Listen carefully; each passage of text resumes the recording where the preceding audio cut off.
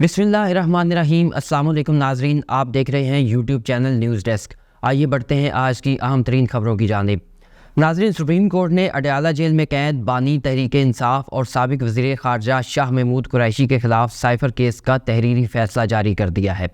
تحریری فیصلے میں جسٹس اطہر من اللہ کا اضافی نوٹ بھی شامل ہے، جس میں ان کا کہنا تھا کہ درخواست گزار معاشرے کے خلاف جرم میں ملوث نہیں ہے، ملزمان کی گرفتاری کا کوئی فائدہ نہیں ہو سکتا، پورا ٹرائل دستاویزات شواہد پر منحصر ہے۔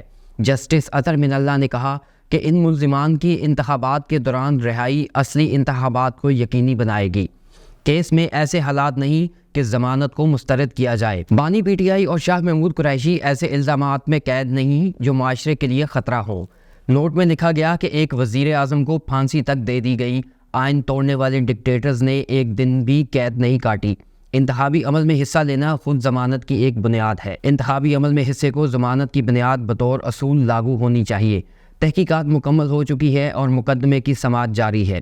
سپریم کورٹ کے جج نے اضافی نوٹ میں لکھا کہ بانی پی ٹی آئی اور شاہ محمود قریشی کو قید کرنے سے کوئی مفید مقصد حاصل نہیں ہو سکتا۔ انتخابات میں ان کی ضمانت پر رہائی حقیقی انتخابات کو یقینی بنائے گی، دونوں کی رہائی لوگوں کو مؤثر اور بامعنی طور پر حق رائے دہی کے قابل بھی بنائے گی۔ انہوں نے لکھا کہ تقریباً تمام منتخب وزرائے اعظم وقت سے پہلے ہٹائے جانے کے بعد قید رہے، وزرائے اعظم کو نااہل قرار دے دیا گیا اور سیاسی مخالفین کو اختلاف رائے پر ستایا گیا۔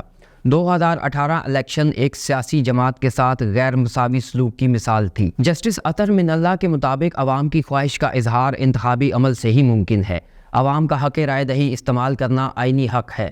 ہر سیاسی جماعت کے امیدوار کو بلا خوف و خطر یکساں مواقع ملنے چاہیے۔ اصل انتخابات وہی ہے جس میں ووٹر آزادانہ حق رائے دہی استعمال کر سکے۔ اضافی نوٹ کے مطابق سیاسی رائے کی بنیاد پر اصل انتخابات پر سمجھوتا کرنے پر انتخابات کا درجہ گر جاتا ہے۔ ہر امیدوار اور سیاسی جماعت کا حق ہے کہ وہ بشمول میڈیا شہروں تک پہنچ سکے۔ ناظرین، الیکشن کمیشن نے پی ٹی آئی انٹرا پارٹی الیکشنز کو کل عدم قرار دیتے ہوئے بلے کا انتخابی نشان واپس لے لیا ہے۔ الیکشن کمیشن نے پی ٹی آئی انٹرا پارٹی الیکشن کیس کا فیصلہ سنا دیا ہے، جس میں قرار دیا گیا ہے کہ پی ٹی آئی انٹرا پارٹی انتخابات کروانے میں ناکام رہی ہے۔ چیف الیکشن کمشنر کی سربراہی میں 5 رکنی بینچ نے فیصلہ سنایا۔ انٹرا پارٹی الیکشن کیس کا فیصلہ اکرام اللہ خان نے تحریر کیا۔ پشاور ہائی کورٹ نے گزشتہ روز پی ٹی آئی کے انٹرا پارٹی الیکشن اور انتخابی نشان کا فیصلہ سناتے ہوئے الیکشن کمیشن کو جمعے کے روز اس کیس کا فیصلہ دینے کا حکم دیا تھا۔ گزشتہ روز پشاور ہائی کورٹ کے 2 رکنی بینچ نے محفوظ فیصلہ سناتے ہوئے کہا کہ الیکشن کمیشن پی ٹی آئی انٹرا پارٹی انتخابات اور انتخابی نشان کے کیس کا قانون کے مطابق فیصلہ کرے گی۔ چیئرمین پی ٹی آئی بیرسٹر علی گوہر نے میڈیا سے گفتگو کرتے ہوئے کہا کہ پی ٹی آئی کو بلے کا نشان نہیں ملا تو خدشہ ہے ہمارے امیدوار آزاد تصور کیے جائیں گے۔ بانی پی ٹی آئی کی نااہلی معطل ہو چکی اور وہ انتخابات لڑیں گے۔ ملک بھر میں 8 فروری کو ہونے والے عام انتخابات کے لیے کاغذات نامزدگی جمع کرانے کا آج آخری دن تھا، تاہم اب الیکشن کمیشن نے اس میں 2 روز کی توسیع کر دی ہے۔ الیکشن کمیشن نے 8 فروری 2024 کو عام انتخابات کے لیے شیڈول ریوائز کیا ہے، جس کے مطابق کاغذات نامزدگی جمع کرانے کی تاریخ میں 2 روز کی مزید توسیع کی گئی ہے۔ ناظرین، ریوائز شیڈول کے مطابق اب امیدوار کاغذات نامزدگی 24 دسمبر تک جمع کرا سکتے ہیں، جبکہ 24 دسمبر کو امیدواروں کی ابتدائی فہرستیں بھی جاری کی جائیں گی۔ کاغذات کی جانچ پڑتال 25 سے 30 دسمبر تک ہوگی۔ واضح رہے کہ گزشتہ روز مسلم لیگ نون نے چیف الیکشن کمشنر کے نام خط لکھا تھا، جس میں ان سے کاغذات نامزدگی کی تاریخ میں 2 روز کی توسیع کی درخواست کی تھی۔ اس سے قبل ایم کیو ایم پاکستان اور جمعیت علماء اسلام نے بھی الیکشن کمیشن سے کاغذات نامزدگی میں توسیع کی درخواست کر رکھی تھی۔ ناظرین، اسلام آباد ہائی کورٹ نے اڈیالہ جیل میں قید بانی پاکستان تحریک انصاف کی توشہ خانہ کیس سے متعلق سیشن کورٹ کا فیصلہ معطل کرنے کی درخواست مسترد کر دی ہے۔ چیف جسٹس اسلام آباد ہائی کورٹ عامر فاروق اور جسٹس طارق جہانگیری نے درخواست پر تحریری فیصلہ جاری کر دیا، جو 9 صفحات پر مشتمل ہے۔ تحریری فیصلے میں کہا گیا کہ قانون میں سزا معطلی کے آرڈرز میں نظر ثانی یا ترمیم کی گنجائش نہیں ہے۔ سپریم کورٹ کہہ چکی ہے کہ سزا معطل ہو سکتی ہے، فیصلہ نہیں۔ فیصلے میں کہا گیا کہ سپریم کورٹ واضح کر چکی ہے کہ سزا معطلی سے فیصلہ معطل نہیں ہوتا۔ بانی پی ٹی آئی نے سزا معطلی کی درخواست میں فیصلہ معطل کرنے کی استدعا نہیں کی تھی۔ عدالت نے کہا کہ بھارتی سپریم کورٹ کے فیصلوں پر انحصار کیا جائے تو وہاں مختلف صورتحال ملتی ہے۔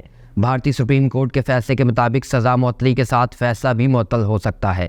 بھارتی عدالت کے 2001 کے فیصلے کے مطابق واضح استدعا کی روشنی میں فیصلہ معطل کیا جا سکتا ہے۔ فیصلے میں کہا گیا کہ عدالتی حکم میں تبدیلی کا مرکزی گراؤنڈ بظاہر 8 اگست کا الیکشن کمیشن کا نوٹیفیکیشن ہے۔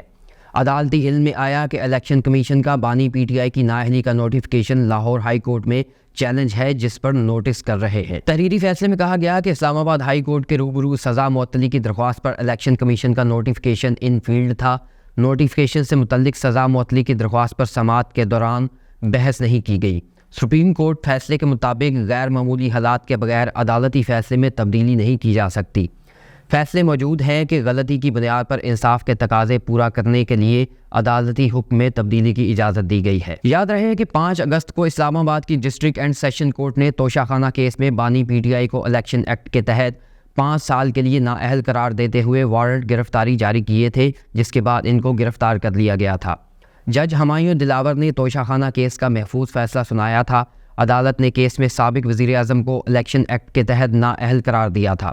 عدالت نے ملزم کے وارنٹ گرفتاری جاری کرتے ہوئے آئی جی اسلام آباد کو اس پر تعمیل کروانے کا حکم بھی دیا تھا۔ ناظرین، مزید خبروں اور اپڈیٹ سے آگاہ رہنے کے لیے چینل کو سبسکرائب کیجیے، بیل آئیکن پر کلک کیجیے تاکہ آنے والی سبھی اپڈیٹ سے آپ آگاہ رہ سکیں۔ آپ کے وقت کا شکریہ، اپنا خیال رکھیے، اللہ حافظ۔